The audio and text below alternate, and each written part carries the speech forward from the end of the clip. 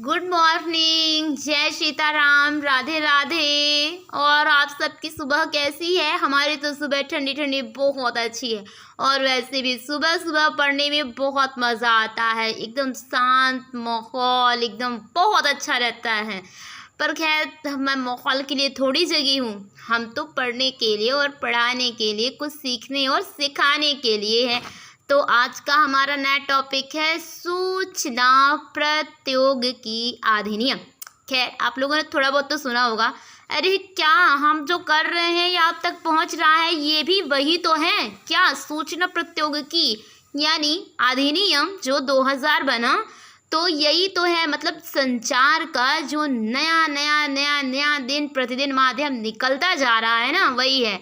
तो खैर वो सब छोड़ते हैं, पर एक नई चीज़ ये है कि सूचना प्रौद्योगिकी यानी ऐसा है कि जिसे हम संचार भी कह सकते हैं।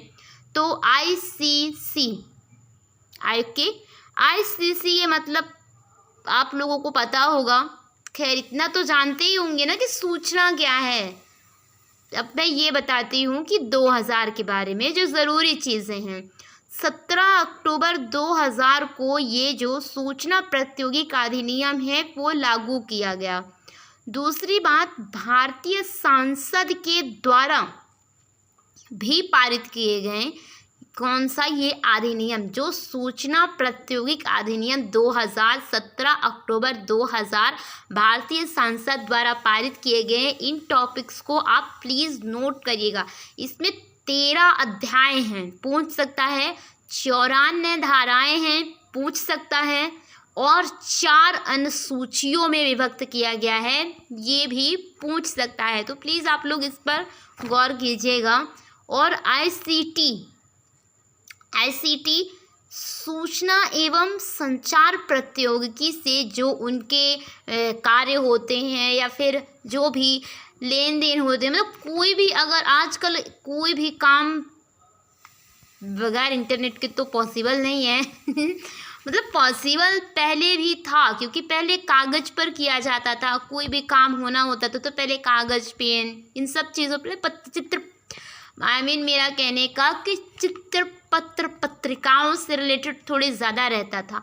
लेकिन आज तो फ़ोन पर है, फ़ोन पर आप लेटर भी भेज सकते हैं, कुछ भी मतलब कर सकते हैं। आपको पता होगा बहुत सारे उपयोग हैं, पर हम इन सब में फालतू टाइम वेस्ट नहीं करते हैं। इनकी अनुप्रयोगों के बारे में जानते हैं, जैसे ई कॉमर्स पे है, जैसे बहुत सारे ऐसे इलेक्ट्रॉनिक, मतलब इलेक्ट्रॉनिक से है, ई मतलब इमली में ना चले जाइएगा। ई कॉमर्स से है, ई मेडिसिन से है, ई एजुकेशन से है, ई गवर्नमेंट से है, ई बैंकिंग से है, ई शॉपिंग से है, ई प्रिपरेशन से है, ई एजुकेशन। मतलब ऐसे बहुत सारे फील्ड्स हैं जहाँ पर सूचना प्रौद्योगिकी अधिनियम 2000 आईसीसी काफ़ी हद तक काम कर रहा है और बहुत बड़ी मात्रा में कर रहा है। तो इसमें एक और चीज़ें हैं, मतलब जो छोटी छोटी टॉपिक्स हैं, मैं आपको एक बार बता देती हूँ। तो पहली बात तो ये कि ये एक बहुत ही है, और ऐसा नहीं है कि ये सिर्फ भारत में ही है, ये अदरवाइज शहरों में भी बनाया गया है। सबने अपने अपने हिसाब से लगाया है। जैसे कि हम बात कर रहे हैं अमेरिका में।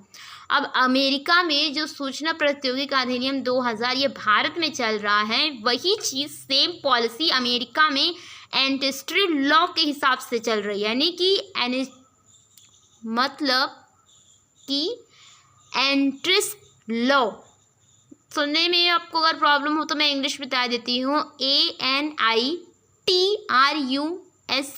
एंटिट्रस्ट लॉ, ये एक मतलब अमेरिका में चलाया जा रहा है। और चीन और रूस में अगर बात करें तो एंटी मोनोपोली लॉ के नाम से ये वहाँ फेमस है, वहाँ चल रहा है। और एक और चीज़, अगर हम ब्रिटेन में चलें तो ब्रिटेन में यही सेम चीज़ सूचना प्रौद्योगिकी अधिनियम जो है, सेम चीज़ ब्रिटेन में भी, ऑस्ट्रेलिया में भी प्रैक्टिस लॉ बनाए गए हैं। पर है तो यही चीज़, दो ही चीज़, क्या? सूचना प्रौद्योगिकी अधिनियम। अब एक और चीज़ ये है कि ये है क्या, मन में आता होगा। तो ये कंपनी में, व्यापार में, बिजनेस में, मतलब ऐसे बहुत सारी चीज़ें हैं जहाँ पर कंपटीशन लेवल काफ़ी हद तक बढ़ गया। एजुकेशन मतलब हर फील्ड में है, पर ये बिजनेस में है, मतलब इसका जो मेन पर्पस था वो बिजनेस था। तो जो बिजनेस में प्रतिस्पर्धा से रिलेटेड और रोधी मतलब वही जो कंपटीशन में होता है, तो उनको काफ़ी बेहतर तरीके से बनाए रखने के लिए मतलब एक स्वस्थ प्रतिस्पर्धा देनी, मतलब कंपटीशन तो हो बिजनेस में, लेकिन ऐसा नहीं कि मतलब इनलीगल ना हो जाए, सब लीगल ही रहे इसके लिए ये क्या सूचना प्रौद्योगिकी अधिनियम 2000 बनाया गया। मैंने बता दिया कि ये सभी शहरों में लागू किया गया है और ये बन भी गया है। और एक और चीज़ जो CCI के नाम से भी आपने सुना होगा, भारतीय प्रतिस्पर्धा, ये एक आयोग है जो 2007 और 9 में इसमें मतलब संशोधन वगैरह भी किए गए हैं। और एक और इसी से रिलेटेड है NCLT, नेशनल कंपनी लॉ, तो ये भी इसी से रिलेटेड है, तो प्लीज़ इसको भी देखिएगा। नेशनल कंपनी लॉ ट्रिब्यूनल्स, ये भी इसी से रिलेटेड है।